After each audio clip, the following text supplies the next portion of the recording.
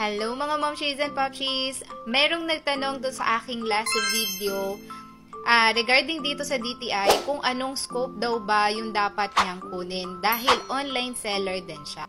According sa mga napagtanungan ko sa BIR at iba pang mga nakapag-register na rin na online seller, kahit barangay lang yung ating territorial scope ay pwede.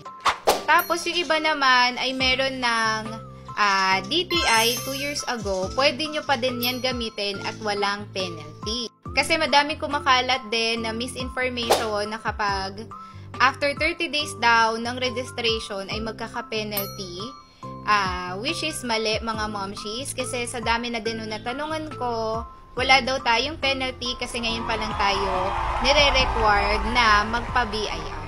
Kaya bago mo ipa-cancel yung DTI mo, i-check mo muna, baka pwede na rin naman yan na tanggapin doon sa BIR sa lugar nyo.